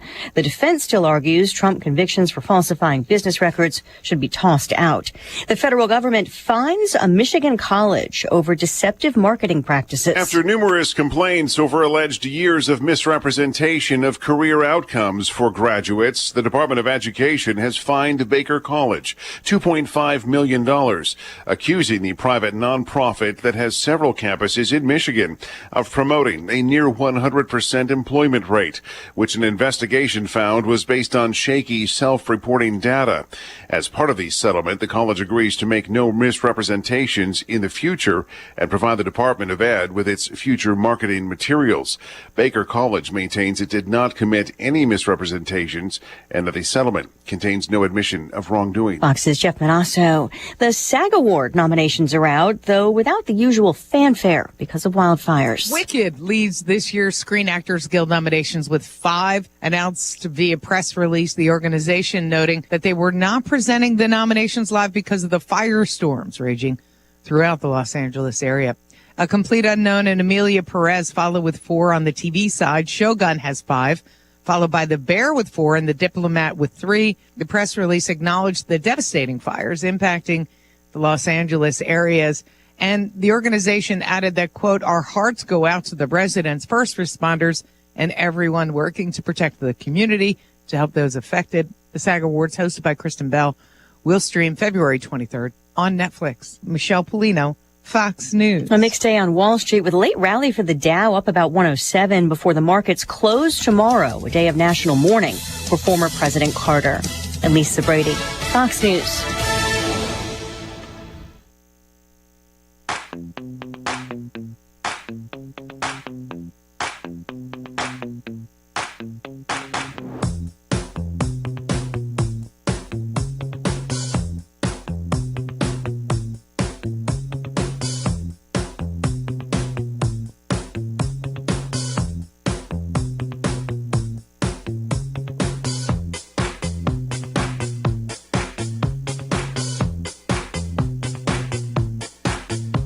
It is the Drive with Sandpiper, ESPN Radio 93.5. We'll continue to break down Illinois and Penn State tonight. 8 p.m. tip, BTN, if you're watching from home. It is a late one, but I can't complain too much. It was 9 p.m. Central at Oregon. So a little bit of a break as far as that goes. Michigan and UCLA last night on Peacock at 9 p.m. I remember Trevor Valise used to really get fired up when we would complain about the time. I'm like, Trevor, come back and talk to me when you're in your 50s. Well, okay. It's just, I don't know what it is. It's a little different. Now, listen, if I were still working in TV where my average day was from 1 to 11 o'clock at night and I could stay up till 3. But, when you're up early in the morning, it's I don't know. I think it's fair that we can complain about the times. I think it's fair, but also we probably shouldn't. You got to ask yourself, are you going to watch the game or not? And if the answer is easily yes, then just stop. You're right. Talking You're about right. it, right? Just suck it up and watch the game. Are you going to watch the game? Yep. All right. Then whether it's 6 or 8, even if it was at 9. Yeah, you're right. Then you're going to watch it. Well, like tonight, I would gladly watch it at 9 o'clock. I'm just excited to watch a Illinois Big Ten game, and I'm excited to get – they're already on game, 5 now? 5 in the Big Ten, yep. And I know Indiana plays their 5th game tonight as well. So Illinois is one of those – early out of the gates in the Big Ten, and then a little bit later on, they'll have that hiatus of a week where it's like, are we ever going to play again? Now, I don't know if that coordinates with the Duke game, possibly, but I feel like you usually get like 2 weeks where you, like 2 separate weeks, in other words, where it's like you don't play for like 5 or 6 days, and it is a killer to a fan because you're just sitting there like, and the players hate it because, as Brad said yesterday in his press conference, they want to play games. They don't want to practice. And I know you and I probably were the same exact way in high school. I hated practice. Oh, yeah. Because it always came with the, on the line, boys. It's like, no. But I just hated that. I didn't hate practice, but once the season started, that's when you're like, come on, I'd rather play a game any day of the week. Well, now looking at the schedule, I don't see a huge break. Oh. That pops out immediately. Now, they've had a couple of them when you go from the Arkansas game on Thanksgiving, then they were off a week and a day until they played the Big Ten opener at Northwestern. That's true. They were off a week from Tennessee into Bragging Rights, then a week from Bragging Rights into Chicago State. So they're going Wednesday, Saturday, next Tuesday at Indiana, then play that weekend. Okay. Even around that Duke game, they play on a Tuesday at Wisconsin, then go to MSG on a Saturday to play Duke, follow it up, come home and play Iowa on a Tuesday. Wow. So I've been wondering about this, and we'll figure it out because this is really the first season for the new Big Ten, and you're expanding and making these West Coast trips. How much should we put into a potential West Coast hangover? Are we making too much out of that or not? Maybe, and I'm sure we are. It's just, I feel like it's real. Like there is something that I think jet lag is real. And after you've just spent, I mean, they literally got to the West Coast, December 30th, I think. And then I think it was New Year's Eve they're flying out because Brad made a comment about wanting to have Wi-Fi so they could watch the Illinois South Carolina game. Okay. So I flew New Year's Day. Not that anybody maybe cares about that. Isn't that funny, though, that you'd think that they'd be like, here's the deal. We're going to let you watch the Illini football game, and then we'll fly, right? But but I guess they can't worry about stuff whatever like that. they did worked. Because exactly. how they played at Oregon, right. that was another thing too. Like, all right, how are they gonna go out to the West Coast and look? And they looked great. They looked incredible. But sometimes, and I'm not going to make this this isn't Maui. They didn't go then like 2 times this flight and go all the way to Maui. But one thing that Brad has harped on, and maybe a reason he doesn't want to go back there for a while at least, is that there seems to always be that lingering the week after you get back. You tend to play like crap. Yeah. So play Whatever Chicago State 3 times. Right. One of those, although we learned about that one year, didn't we? No, I'm with you on that. And then the strangest part of that trip is that it was game, day off game. Yeah, and I think that was the one thing that Brad had the biggest issue with, is that second day off. He's like, I would have rather just played. And I'm sure that's something that he will bring up with the conference and maybe other coaches as well. Now, I don't know that every team, for instance, Michigan is out playing UCLA, and then I think you said they'll then play USC. Now, I don't know if they're also doing the off day USC, or if they're just having one off day. But I think Brad even mentioned that. That's a long time to keep anybody interested. I mean, you're not out there on vacation, right? They're not going to the beach. They're not doing all sorts of stuff. I don't know if they maybe went and did a little bit of sightseeing in the West and Pacific Northwest. I don't know. Maybe you would know that. But it's you're there for, Brad even said that second off day we practiced them longer because I could sense that there was like this dullness to him or something, like there was just lethargic, and so he's like, I could sense that, and I wanted to go harder with them so that they could get that kind of out of their system. So I'm sure that is something Brad might bring up with the conference, saying, look, now that we have to do this, I understand we have to do it. I'm not complaining about it. But the idea that we go out there, can we at least do like game, off day game, kind of like NCAA tournament? Number one, it'd be great for the team to kind of get that practice in as well, because I think that's important to when the NCAA tournament rolls around and all of a sudden you're game, off game. And then if you're lucky enough to win that, you do it again the next week, game, off game. And there's something to getting your body used to that and getting ready to roll on that. Yeah, and I think that teams would prefer, if you're going to, because you're kind of throwing a bone to that team by building in that rest and maybe taking away a chance to, whether it's jet lag or just getting your legs under you, recovering, whatever it may be. They would probably like that on the back end at home. Yeah, amen. Right? So, like, that's a good point. For the Illinois recent stretch where they did Oregon, Washington, maybe play Washington, you get a day in between for travel, then play Washington the next day, then build that extra day that you had in between the two, put it when you get back. So you're not playing Penn State maybe on a Wednesday, maybe you're playing them on a Thursday now. Yeah. There's a little bit of extra time, whatever that might be. We'll learn about it. I mean, kind of like the college football playoff. I think they're kind of learning. Yeah. Like, what did we do right? What are we doing wrong?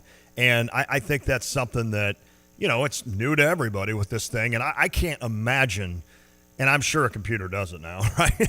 I can't imagine sitting down and trying to figure out, all right, we got to get every one of these other teams a 2-game West Coast swing. And you're either doing this and this, or you're doing this and this. I didn't realize that yesterday until you told me that. So, in other words, nobody will play UCLA and then Oregon? Right. Okay, they'll just play UCLA, USC, or they'll play Oregon and Washington. Okay, interesting. So, I mean, in a way, that's well thought of, I think, because you're keeping them obviously right in that geographical area. And I know it's not a huge, probably, mileage that is from like L.A. to Eugene. I don't know. Maybe it is. I mean, the West Coast. Every time you think... As someone covering the games, I appreciate having these mini pods. Right. Yeah. I remember when Lucas first went to Arizona State, I was like, oh, you'll have to go out to Yellowstone and you'll have to go see Utah. And he goes, Dad, that's like 25-hour drive. I'm like, what? And because it seems like if you look at a map, like everything's condensed here in the Midwest and East. In the West, it's like, here's something... And then way up here is another thing. And it's like, oh, I guess that is true. So, but, maybe it's further than I think, out there. My original plan, then we were mapping it out, so I trained from Portland to Eugene. That's 2.5 hours. And we're like, I'll just train from Eugene up to Seattle. That's a 7-hour train ride. Is it really? So that changed to then we're going to fly from Eugene to Seattle. So you flew to Portland. Spent a night. And then you trained to Eugene the next day. Covered the game. Next day, flew from Eugene to Seattle. So personally, I appreciate a little bit of the time in between. Well, yeah, I don't blame you now that you say that. But having gone through, can you have flown into Eugene? Dumb question. You could have, yeah. But it's probably double the price. A little bit more expensive. Okay, yeah. so Portland's more of the hub. I know when Lucas went to the Illinois-Oregon football game, they flew into Portland and did this. And then they drove. They rented a car. They didn't do the train, but they probably didn't think about that. So, wow, I didn't. So it's a 7-hour train from Eugene to Seattle. Okay, so there you go. That's proven my point that I didn't know, A, and B, everything is so far. Apparently. Now, when you're playing UCLA and USC, you're in L.A. either. Exactly. Now, yeah. I'm not saying that they're like right next to each other, but boy, I honestly don't know. Imagine the diversions there. Yeah. You talk about worrying about keeping kids. Now, guys, we're going to go to a movie tonight. No, we're not. Yeah, right. I cannot imagine. What is that? Who's the coach that Biggs? Who's that? Joey Biggs. Joey. Yeah. Sorry, Joey. I'm sorry. I see him once in a while at the tailgates. I can't imagine him trying to figure out, like, okay, so we've got 2 extra days in L.A. What are we going to be doing that day? Oh, my. That would be that'd be something to keep him entertained. Do you know if they did any kind of sightseeing or anything? I don't think they did. Okay. They didn't even stay in Seattle. They stayed just on the outside of it, and I honestly don't really know outside of just organized team dinner and going to practice, and then they probably just let them hang out in the hotel. I don't know. Where they were as far as the hotel was near a lot of like shopping area. I don't know if they let them go out and go to some stores and stuff if they wanted to. I don't know. Need to pack the gaming systems and stuff like that. Yeah, that's true. Lance has a good one here. It has to be for TV scheduling, and he's talking about 18 teams in the Big Ten. If there's 3 games every night, that's 6 teams. So 6 teams on one night, 6 teams play an off day, et cetera, et cetera. So yeah, that makes sense. That makes sense that they would have to do that. But yeah, I mean, it's something that you at least can coordinate with the Big Ten and say, I didn't like the extra day, and like you said, I'd rather have it on the other end. Yeah, but Michigan did the same thing. Looking back, they played USC on a Saturday, and then last night, a Tuesday, played UCLA. Okay. We'll turn around and play at home coming up on Sunday. So a very similar structure there for their schedule. I came away having gone through the West Coast trip feeling like the West Coast teams have it much worse. I would because agree. all of their road trips now outside of then playing maybe Oregon going to USC and UCLA, but anytime they go east, they're set up to have 2 game pods and do that multiple times a year versus a and team lose like an hour or 2. That too. Where instead of gaining when you go out to the West, not that again these kids are 21 years old, but still that also. They don't have your B-34 on Southwest boarding. Are they doing the A group or the B group? This guy cut in line. This dude over here has no idea how this process works. Like, they don't have to worry about any of that. So I fly Allegiant 98% of the time, right, to get down to St. Pete Beach in that area. I flew Southwest when I went to Florida this last time, right? It worked out to where I flew into Fort Myers and Bonita Springs and stuff. But I had – it's funny you say that because, number one, I didn't want to pay like the extra $38 to check in the day before. And my Lucas literally is like, Dad, you would spend that on 2 beers at the airport. I'm like, yeah, but the point is I want that money to spend on the 2 beers at the airport. So I'm sitting there watching the clock, like 5, 4, 3, and then I'm like, hit the check-in. And so I hit it, and I'm still like B38 or something. Yeah. So Lucas, I in a panic, because he flies Southwest a lot, I text him, and I'm like, dude, I'm B38. He goes, you should still get an aisle. He goes, just calm down. Well, then I get there, and I'm running a little late because I forget down at Lambert in St. Louis how parking's 18 miles away. So I get there just a little late for my standard, and I'm like, everybody's in line. And I'm like, oh, my God. So finally I just go up to this lady. I'm like, I am an idiot. I'm sorry. I hardly ever fly Southwest. Do you know if this is A boarding or B? She goes, it's A. And I'm like, whew. Because then you feel bad. You're like, so I'm B38. And they're like, oh, we're 39. So here you go. You're right in front of us. And I'm like, oh, well, thank you. I can see how that get contentious. For sure. So, and I'm sure other people cheat system. Oh, yeah. Let me see your phone. Yeah, you're 34? Okay. Uh-huh. You look, Well, like, here you you're look at. like a C group guy. You totally look like a C group guy. And I'm sorry, are you taking your golf bag on? You can't do that. Yeah, right. Well, I figured it'd fit. No, it Middle doesn't seat. fit. Middle seat, man. Oh, I can It totally. gets stressful flying, man. Oh. And yeah, no, that's true. My brother flew all the time, right, for his IT work. He did it all over the world. And there were times, because I would say, oh, it's so cool. Like, we flew out, it's kind of cool to go to the airport. He goes, oh, okay. He's like, you come run my schedule for 6 months and tell me how cool it is to board planes and do all of this. I'm like, and he was going for business trips, so he'd have to check a bag, and that would sometimes cause a snafu. And yeah, I could totally. That's why I like my little puddle jumper down to St. Pete. It's pretty simple. I do pay that extra, like, to sit like in an aisle seat. Oh yeah, but yet because Allegiant, you pick your seat. Right, Southwest, but you know what I do though, Derek? Like, it'll be like $28 here at the front, right? And I'm like, no way I'm spending that. Then it's like $18 in the middle, and I'm like, yeah, I could go 5 rows back for 14. I'm like, I'm doing the 14. I am the biggest tight, you know what, you'll ever meet. And then I'll go drink like 6 beers at the airport for $100. I'm good, man. It's all about personal preference. The time ends when you get into an airport. Doesn't matter if it's 6 a.m. or 6 p.m. It's go time. Big time. And it's so rolling. Yep. You got to do what you got to do. And man, good luck getting a seat at a bar.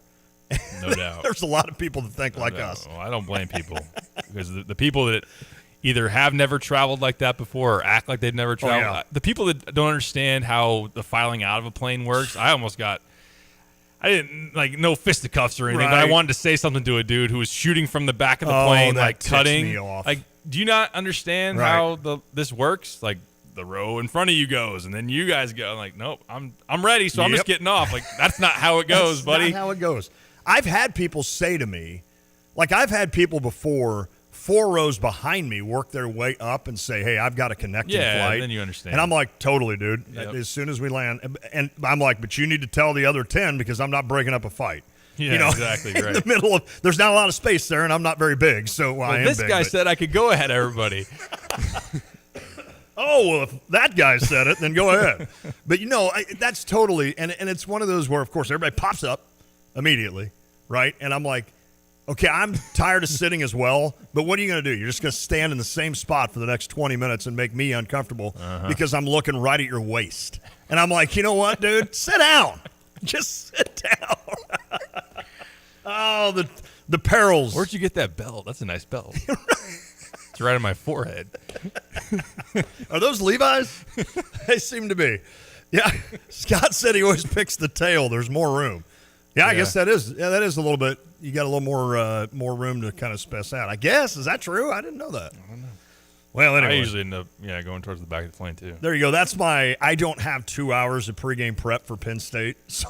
Yeah, no. Well, I've been thinking about because I know people don't care about this. I am personally tired. Oh, I bet. From Well, the, yeah, the that was West kind of Coast where we were trip, getting and it's at, like, weren't we? how tired is the team? Is the team feeling Right? a hangover? No, they didn't go through again, seriously, the Southwest, all that kind of deal. I did get a chance for Big Ten Media Days 2 years ago to experience where they understood. charter. Yeah, charter. And the bus literally drives out to the tarmac, and you get on and you leave. Goodness sakes. I did it Like, one this- time this with is, SIU. Pretty good. Yeah. Pretty different. When Southern flew to Sacramento to face Minnesota, back in '94, they invited me to go on the charter. Mm-hmm. And man, was that a lot different. That was sweet. But I was so close in age to the players that Rich Herron was like, Lon, you're way in the back. He goes, you're not mingling with the guy. I'm like, why? I mean, I'm out drinking beer with him every other night. They're like, no, you're in the back. I'm like, all right. But it is. What time's the different. carts come through? Right. Who's got first round? I'm 21, Coach. I'm good to go. Exactly. That is funny. Now never mind. I could go into other stories. I was going to go into a SIU women's basketball story because I used to do the play-by-play and I traveled with them. But I was going to go into this. Illinois women's basketball received some really bad news today for the season. And Makira Cook and Gretchen Dolan both ruled out for the year with injury. Yeah, man. And for Cook, she's done now. So I was thinking to myself, is she able to take – remember when you could actually take a medical red shirt? Like, when's the last time you heard that phrase? In the midst of the extra COVID Been a little year. while. This year. Now you can play if you went to JUCO, you got another 8 years. But I guess she doesn't have – she's done at Illinois. And, man, she was such a key to that – has been such a key to this program, and especially a couple of years ago when they made the NCAA tournament in that play-in game. I mean, Makira is just one of those that can just – and I know Genesis Bryant has done well filling in for her, and she can – I know she rolled the other day and scored almost 30, or maybe did, but, man, having Makira Cook be able to just – like Joey Wagner mentioned in his article today for you guys of the Illini Inquirer, is the idea that Makira Cook's good enough to steal games. Exactly. So she could her WAR, if you want to, is up there because she could just literally get you a win or two that maybe you didn't deserve. Of how good she was. And then, of course, Gretchen Dolan, only a sophomore, but was really starting to come into her own. So that's a shot to Shauna Green's squad, who have lost a few here to start the Big Ten, and obviously now have to play the rest of the season without those two. That's not good. That stinks, man. It does. For a team that came in with high hopes to return to the NCAA tournament, which we all know doesn't happen very often around here, and they've had a very good team with quality players, and Shauna's built this roster exceptionally. She really has. And part of it is utilizing the transfer portal to get familiar face and Makira from Dayton to come over here. And Joey had the stat in 3 years at Illinois. It's crazy it's been 3 years, but wow. In 3 seasons, of course, that third one injury shortened, unfortunately. Makira's averaged about 17 points a game, Man. 4 assists, been the point guard, and been someone that can go off at any given game. As a guard that you just have a tough time. I mean, that's more than KJ.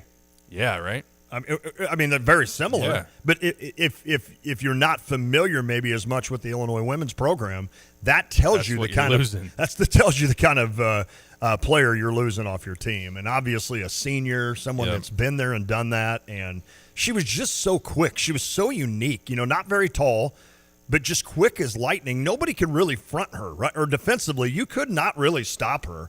And she could shoot. Yep. She could extend defenses. So and I'm not saying Gretchen Dolan's not a big loss as well, but on that note, Gretchen Dolan on the season shooting about 36% from 3. Wow. And was another weapon in that backcourt, about 11 points a game too. So yeah, that's tough. I mean, if you equate that to the men, you're losing KJ and Humrickhouse. Is he shooting 38%? Probably not anymore. Probably no. not. Yeah, I don't know. Do we know? Do we want to know? Do we want to look? I mean, I'm sure it's not terrible. Is it bad? Like in the first 4 minutes, you're like literally you watch the first 4 minutes of an Illinois game, and if Humrickhouse hits a 3, you're like, yes, bring out the champagne.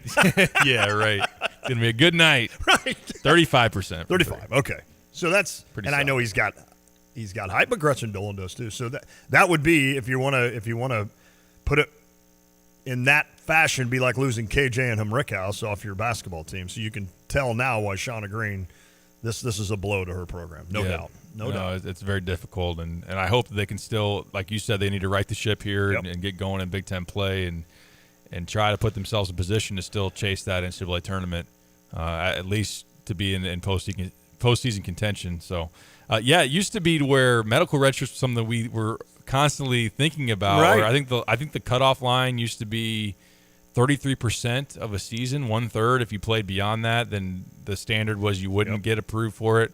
I just think Makira should sue the NCAA. Yeah. I think you should go to her with that and represent her. Yeah, sure. Represent her, make a little money off of it. Why not?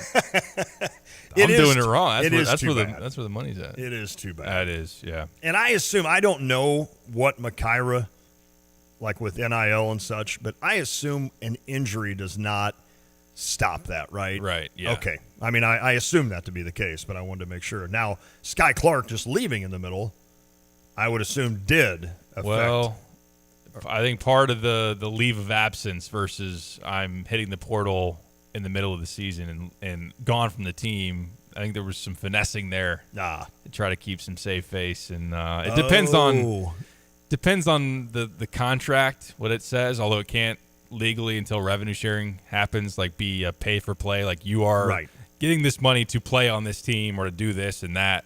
So it's almost like a war of reputation, because have you seen that Florida State has players now coming out? Yeah. And suing Leonard Hamilton. And so you don't want the bad PR of not fulfilling NIL stuff if you short on that. So especially not for an injury. Okay. So take any common sense and throw it out the door, is what you're telling me. Like, so Sky Clark is leaving us on December 28th, but we're still gonna give him his goods. Yeah. There was some talk of that, him getting something still post that, which that just angers me.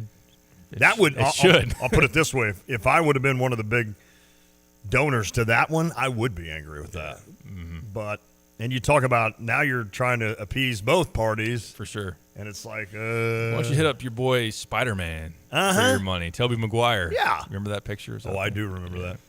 And as Sky's rolling around in his Corvette or whatever, didn't he, or whatever he had, something nice, nice and light blue. Sky Clark was one of the first to learn to learn how to do it. Yeah. Right? Yeah. I mean, he understood how to go about doing the business. So good for him. Speaking of the light blue, UCLA last night, did you see some of the clips of Mick Cronin? Yes, I did. Maybe we'll have to play a little bit of that and get a response, because it does give a reaction of like, can you get away with doing that with so much player movement that can happen and no guarantees for anybody's roster, or just kind of the vibes in your locker room? Calling them soft. Yeah. Although I think also there's another side of the coin that wishes there was more accountability, more hard-nosed coaching, which Brad's had his moments of. He has. Of going to the mic and lighting a fire for sure. And speaking of going to the mic, Trey White spoke to the media yesterday about the Penn State matchup. We will, before we get out of here, I'll give you some more of the scouting report breakdown of what to look for tonight, who Illinois should be worrying about, really locking in on to make sure that you get this win, which would be a 5th straight for the Illini. But still plenty to do. 217-359-2255. Hit us up on the Max Twin City Recycling text line. We'll be back. This is The Drive. Are you tired of shivering in the winter? Look no further than your local heroes at ABC Heating and Air Conditioning. Hi, this is Gina inviting you to give us a call at 217-352-5400 to book your appointment to make sure your furnaces run safely and efficiently this winter. We've been proudly locally owned and operated and have been serving our community for over 50 years. ABC, always be comfortable. Call me 217-352-5400 to book your appointment today, or go to abcheatingandac.com. Kelsey Furniture in downtown Tuscola sells Tempur-Pedic beds. What's it like? I'm going to tell you right now, Stevie, that thing is the best thing I've ever slept on in my life. My wife and I both have said we've never had better night's sleep. And the people at Kelsey's were fantastic. Brian is the guy that helped us. As much as I did my research, he had a world of knowledge about beds themselves. Oh, man, it's like sleeping on a cloud, man. Kelsey Furniture, downtown Tuscola. From computer systems to brakes and tires too, at PDR, fixing cars is what they do. Remember, when you turn the key and the car won't run, call 367-9481 or use their dedicated text-only line at 383-0619. Additional information, including repair quotes and online scheduling requests, available from the website at pdrauto.com. Remember, they are what's best for your truck or car. They are PDR. Take charge of the years ahead with a smart, sound investment strategy and business succession plan. Busey Bank's business and wealth management experts help you envision your best future with powerful insights and proven strategies. Building business and growing wealth since 1868, Busey Bank, proud to be the official bank of the Fighting Illini. Member FDIC. Welcome to Dick Van Dyke Appliance World. Hi, I'm looking for a refrigerator. When you buy from us, you get the whole store. Oh, yeah, well, I just need a refrigerator. Don't need the whole store. But you get it, the whole store. My kitchen is only about this big. You get me. Hello. All those delivery, installation, and service technicians in back. Wow, all those people? The Dick Van Dyke 5-10-year protection plan, which means in the unlikely event something goes wrong in the first 5 years, your repair cost is nothing. Nothing? 10 years parts coverage on the major components. Looks like I'm getting more than a refrigerator today. How much does this whole store cost? Nothing. Come on. For real. We guarantee to beat any competitor's deal, all that other stuff we talked about, like our service tax. And your 5-10-year protection plan? All included. I'm Dennis Freak and chairman of Dick Van Dyke Appliance World. And when we say you get the whole store, we mean the whole store. Wow! Dick Van Dyke. Want unbeatable prices on your next furniture purchase, but also seeking that local hometown feel? Look no further than Kelsey Furniture in Tuscola. Customers rave about their friendly, established staff, as well as their great selection, amazing prices, and second-to-none delivery service. They're a third-generation local business, and they've always got your best interests at heart. Find the look you love for less. Open 9 to 5 Monday through Saturday, but always available online at kelseyfurniture.com. That's kelseyfurniture.com. But we don't play. We're soft. So don't tell me you want to win. Like, just don't tell me you want to win. So don't tell me you want to win. It's crazy, you know. And it's every day. I'm tired of it. It's every day. I have the most energy of anybody at practice every day. I'm upset with everybody in that locker room, my assistant coaches and my players. I mean, I don't need to do anything else. I almost got 500 wins. I'm only 53. I mean, it's a joke. It's a joke. But yet I come in and I have more passion and energy and pride than everybody in. That's the problem. So what the truth of it is, Ben, it's really hard to coach people that are delusional. The hungry dog gets the bone. We got guys that think they're way better than they are. They're nice kids. They're completely delusional about who they are.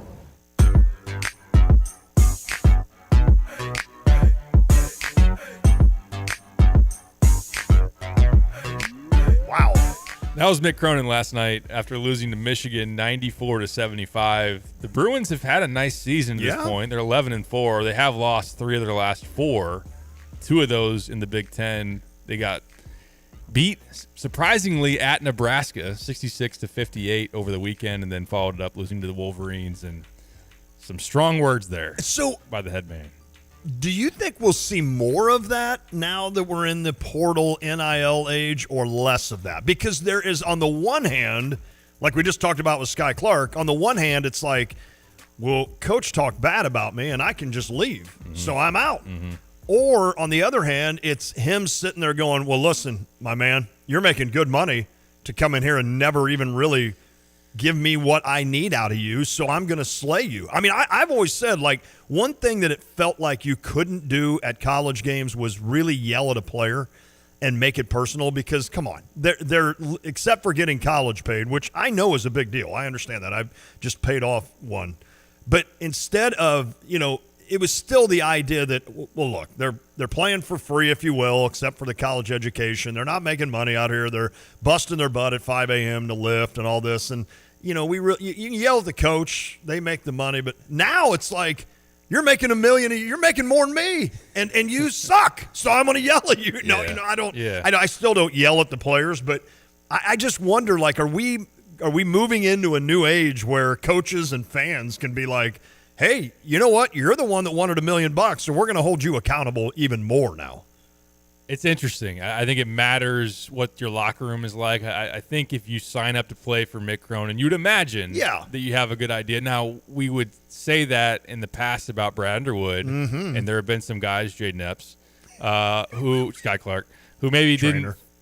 The trainer for Epps. Yeah, right. Yeah. Who didn't fully recognize that, or when it got to be them experiencing it, then it's not okay or whatnot, and they end up leaving or transferring. So, I think it matters who it is. One thing I would say is where I look forward for revenue sharing to play a little bit of reel it back in is that it should, in theory and hopefully in function, give more control to the programs, provide more structure for what this is supposed to look like, and essentially say, all right, we're going to give you the money that you've been making and that you are deservingly getting because you have a lot of value and we make a lot of money as a program, so you should get some of that pie, is that you got to stick with us. Maybe we're signing kids to 2-year deals. Maybe we're signing guys to incentive-based contracts. Like you need to put up this many points, play this many minutes for us, or do this or that. And that's where it's more professional-like. Right. And then in the pros, a coach can call somebody out and not worry that they're in the free agent market the next day, because that's not how it works. Exactly. But it is right now how it works in college basketball and college football and around the landscape. So I'd say right now you are dealing with just the risk of maybe losing it. And you worry about that in the pros too. If a coach isn't respected enough in a locker room, or doesn't have tough enough guys in a locker room who can't handle being publicly called out or called soft or whatever, you could lose a locker room. You could have a team go into a tank or whatnot, and it just make matters worse. But I think that pushing forward, there maybe is a little bit more room for tough love, and for you not have to every second worry about whatever move I make, half my roster could be gone. Exactly. Because maybe revenue sharing provides more of a structure where that isn't able to happen. I mean, I'm old. I know this. That's the kind of coach I played for in high school right there. That's exactly what I played for. So I know Matt just said, would you play for him? And I'm like, well, I did kind of play for – and I loved my coach. I mean, this isn't a rip on him. He's no longer with us, but I loved it. I hated it at the time, but now that I look back, I'm like, I don't mind a little tough love. I guarantee you I needed it. And it sounds like his players, losing 3 or 4, maybe need a little. Did he go overboard? Maybe. I don't know. I loved how he threw in they're nice kids. It's kind of like I'm gonna shred you right now, Derek. But before I do, I just want to tell you you're a nice guy. Yeah, right. Now, right. And it just I don't even know if this is on point with this conversation, but like Tyreek Hill, who all of a sudden now is like, I'm out of Miami, and one of the guys that covers the Arizona Cardinals tweeted out that he had asked one of the Cardinals brass, essentially, would they have any interest in a guy like Tyreek Hill? And the message from the brass was not even a chance. I mean, so in other words, they don't want that kind of stuff in the locker room, and maybe Mick's got that. Maybe he's got a couple of guys that he's pointing out. I feel like Brad, I'm jumping here, I feel like Brad, he had that issue where it felt like he's too tough. Right, and you just cited 2 examples.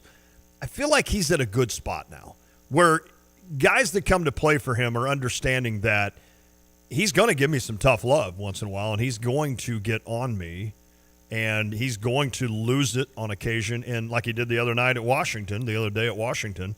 So I think there's that understanding, like you said, whereas maybe a couple didn't understand it. I think going forward, I don't think Brad's ever going to have a problem with that, because I think anybody that has any inkling that they may want to play for him in Illinois is going to understand that, hey, there is a certain style that he coaches to. Although that said, Derek, and wouldn't you agree, I feel like he's loosened up big time.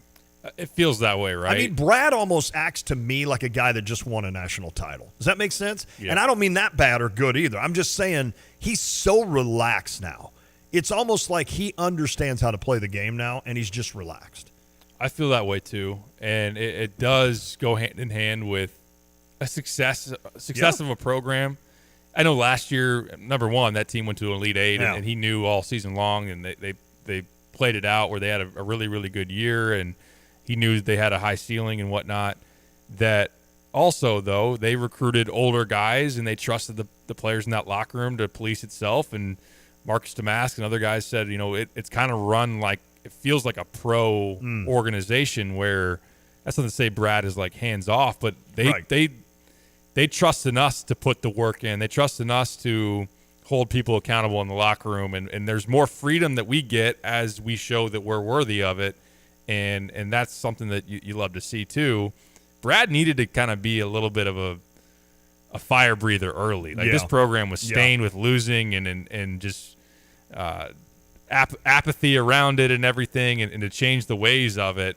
And I think as it got to the understanding, like once you instill what's expected and know that Brad is going to get on you, like in a Trent Frazier, in an Ayo Dosunmu, in those guys, that then they carry it through the rest of the years in the locker rooms and whatnot. Now, that's harder to do in a portal window where maybe – and look, if Illinois slides tonight and then they turn around and lose to USC, I wouldn't put it past Brad doing something just like that. And it wasn't that long ago that he was doing the fart noise. And people maybe forgot. I know that Illini fans are smart fans and they follow it so closely. They live and breathe this stuff. But off the top of your head, some might not remember what that fart noise was about. It was about Terrence Shannon's leadership. Yeah. Wow. And think about that goes back to who are you really challenging? Who's that guy that you're going after? What's the relationship like? What's that guy made of? Right. Can he handle it? And I think that's something that Brad has really analyzed a lot in who they're bringing in, because Terrence could have taken that the wrong way and said, well, screw you, I'm out of here. Right. Big He time. didn't, and then became one of the best we've ever seen in Illinois. So, I feel like guys are major loyal to Brad. Feels that way. And there's plenty of coaches that have that. I mean, it's not just Brad, but I feel like he's to the point now where they're like, that's my guy. I mean, I don't care what he does to me. We all remember the video at practice, right? When he first got here, and that was like Michael Finke was on that team and some of those guys, and he was just basically like, you guys are scared to win. Like, you're literally, I think that's what he said, wasn't it? Like, in so many words, like, you guys are terrified to win, and we have to teach you how to win. Like, and it was interesting the way he kind of addressed the team like that. So, and sometimes a coach will pick on one player to get to the team. Maybe Mick Cronin's picking on the team to get to one player. I don't know, or maybe he truly does have an issue with everybody on that team. So, I'm sure giving up 94 points isn't going to sit well in general. No. That's probably a team effort that didn't get it done. Admittedly, I didn't stay up and watch all of that one. I was working on my preview. But a team that is fourth in the country in defense let Michigan stroll into their building and score 94 points. Wow. And I understand why that's gonna rub him the wrong way. Of course, now you have an explosive fireworks press conference like that. Then you're immediately going to monitor. Yes. What's the response out of UCLA? Are they going to then take that and be galvanized and come together and go on a run, or are they going to be lackluster still? Or there's going to be a guy or two that is like, was a problem and now is even a bigger problem. Right. We'll see how that goes. I mean, because it is interesting. I would expect that out of a coach that's 4-11 and not 11-4. Sure. And that's what's. I mean, and I didn't realize that stat about fourth in the country in defense. So it's not as though they have just been lollygag. You're just a bunch of lollygaggers. I mean, the whole season, but it's almost like they've just kind of hit a rough spot and Mick lost it. So, yeah, I love how he's like, man, it's not me. I've won 500 games. I'm only 53. It's like, yeah, right. Oh, hello, brag. Yeah, but no doubt, he's got it to brag about, right? So, yeah. He's been to a Final Four. He's had a nice run as a coach. Yeah, that's exactly right. Matt said for the ball coach to do the T-bar and get the other coach to flip shows he has players back to flip his stuff. Matt, you can't curse on the air. Or in other words, I could be Ron Burgundy right there and get in trouble for cussing on the air, but I was able to catch it because I'm a professional. Kevin says, nice to see Brad sit on the bench more. Yeah, I know a lot of fans are like that. My mom's like that. She's like, I just get tired of hearing him yell and scream. And I get, like, John Wooden was a guy, of course, John Wooden had a lot of really good studs on his team, but John Wooden always said, once we get to a game, I've done all the coaching I can do, so what's the point of me trying to coach? Not in timeouts and such, but he always sat down. He never got up. And I know a lot of people are like that. I don't mind a coach being fiery. No. I could not stand. I liked Lovie Smith individually, super nice guy. When the 2 or 3 times I met Lovie more than I've met Brett or talked to Lovie, but I could not stand how it just looked like he just didn't care. And there were calls where it's like, now is Brett Bielema going to change a game with complaining about a call? No, but I guarantee you can change a call in the future. I've seen it happen too many times. So it's like, you got to show me a little bit of. Oh, yeah. But Brad does sit down more, and I know Wade said it's the coach. I think the coach sitting next to him helped calm him down, which would be Tyler Underwood, his son. And that's possible. Could see that. That's possible. I know that's got to be a dream come true for those two to be coaching together. I mean, truly. That's got to be so cool to be. I was able to work with my dad for about 4 years, and it was very cool to go to work and just spend that, especially knowing that he was going to pass away. Now, that's a whole different thing here. But to be able to get that bonding time and to work with him and to kind of see how he worked, his professionalism, as a mentor to me, et cetera. So I'm sure for Tyler and to be able to do that, but Brad loves that 30,000 times more than Tyler loves it. No doubt. It's just that simple. Yeah, it's everything that he... If he could have his daughters there coaching, Sure. He has 2 daughters, right? Yeah. Yep, So he'd probably be even happier, if they were on the bench with him, and then he could spend a bunch of time with them as well, because, those coaches, I've always said this, I know they make great money, but like in my life, Derek, the number one thing to me is, and you know this because you've been one that has helped me do it, is to get to every one of my boys' events. It is something I never want to miss. And to think that think about how many games Brad never saw Tyler.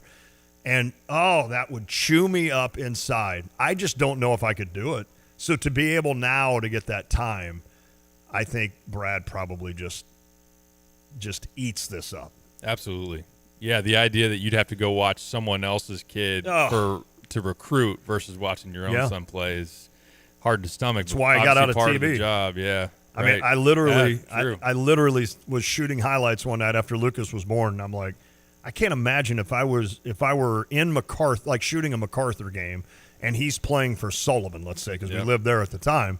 I'm like, I wouldn't be able to do that. I just wouldn't. So I'm like, I gotta figure something else out in life. It's crazy.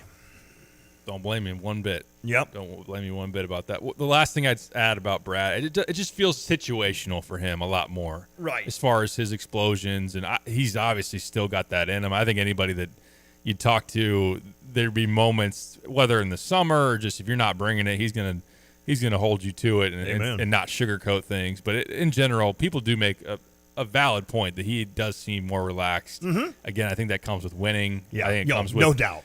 What you've established carrying itself over. Right. And but also, just knowing that if he needs to step up and do it, then he'll be the guy to do it. That pressure was real on Brad Underwood not making it past the Sweet 16.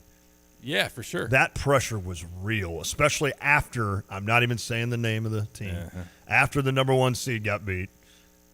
That was real on him. And I think once he broke through that and got to the Elite Eight, in his mind, this is my words only, I feel like in his mind he proved himself as one of the better coaches out there. And so he's like, hey, I can relax a little bit finally. I'm not chasing this. I'm not, like, in his mind, he's probably like, I am one of the better coaches out there, but nobody believes it because I haven't proven it. I haven't proven that.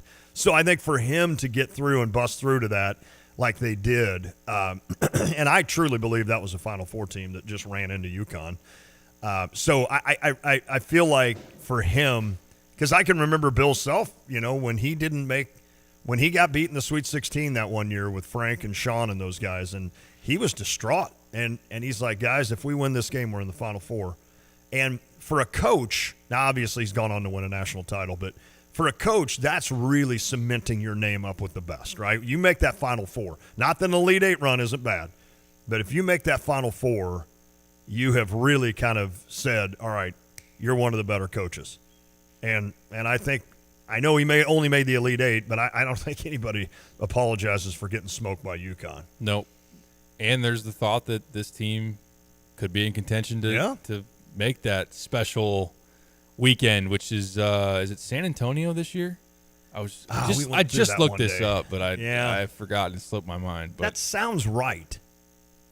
I think that sounds right. I think so. So, yeah, we didn't listen to Trey, did we? I guess we could still get him a little bit. Good, yeah. Let's catch a quick break. Get a little bit of Trey. Final thoughts, Illinois, Penn State. When we return, this is The Drive. Sarah Champagne's Ben Quattrone on keeping his employees. It's got to be the place to work. We have to pay the best. We have to treat people the best. Some of the guys wanted to order pizza the other day. Well, we bought 30 Papa Del's pizzas. BMW had the best month they've ever had. They said, can we have a cookout? Saturday, I cooked like 50 ribeye steaks. And they were expecting like cheese, burgers and hot dogs and stuff. Like, if I'm eating steak, you're eating steak. We both eat steak, we both eat hamburger. Learn more at sarahchampagne.com.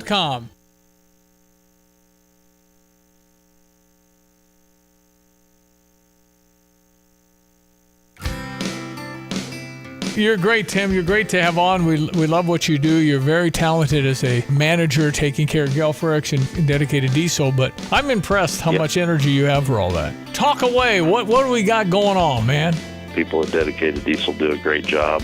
Everybody needs to get over there and get those awesome, like new used mowers bought up and get out of there so we have rooms for some new ones.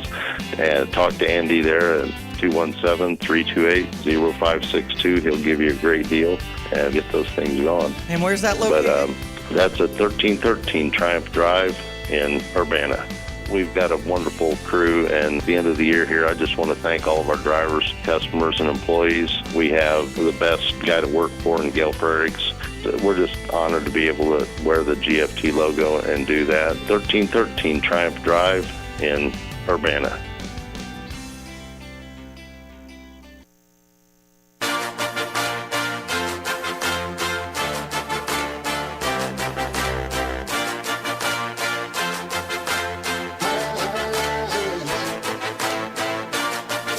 Back on the drive with Sam Piper, ESPN Radio 93.5. Hey, if you're going to the game tonight, why not take advantage of the free shuttle to all home Illini basketball games? But in particular tonight, you can leave from Pia Sports Bar and Grill, West Springfield Avenue. They go a half hour before tip-off, drop you right off at the State Farm Center. Front circle drive, pick you up after the game, take you back to Pia's. You can even drink a beer, cold one, or I'm sure a seltzer, whatever you. Can you have two? I don't know. I'm not making the rules here. You're talking on the way over. Yeah. I thought you meant before you get on the bus. Oh, well, definitely. Well, That's not a problem. But if you want to double fist on the bus, I don't think they would turn you away. Give me a couple Busch Lights to go. Derek Piper and Lante say it's okay if they question you about it. So, Pia Sports Bar and Grill, great partner of our show, and take advantage of a great service. Especially you see the snow on the ground. Your breath anytime you take one and you can see it in front of your face. Like, you don't want to walk from the parking lot. Go use a shuttle and get that thing done. Anybody that's ever left a basketball game and sat there and thank God you got the post game with Brian and those guys. Yeah, man. But otherwise, you just you just sit in line for a while and it's like, and it's cold. You're waiting for your car to warm up. Yeah, man. Lana's a wimp when it comes. Now, for some reason, I can sit at 20 degrees at Memorial Stadium and watch football, but I'm like, I don't want to I don't want to run out to my car and heat it up and right. Like, whatever, Lon. That's all right. We're tough. We're Midwest. Yeah, baby. Midwest. Although Trey White, I don't know where. Where is he from? Is he from Texas? I'm just eating an apple over there. Never mind me. Regardless, he's back in the snow-covered Midwest. Tipping it back up against Penn State tonight at State Farm Center. He spoke to the media yesterday. Let's get his thoughts on returning home and trying to keep this momentum rolling. They've won 4 in a row. Can it be 5? Your play there at the end of the game on the floor, he calls winning plays. Is that something that's kind of learned for you and the guys around you, or is that innate? Definitely. It's kind of one of our identities and the cultures here at Illinois. So, and for me personally, I try to hold myself on making game-winning plays like that. And, my instincts just took over, and it was that. Trey, why has this team come together as well defensively as it has over the last few weeks?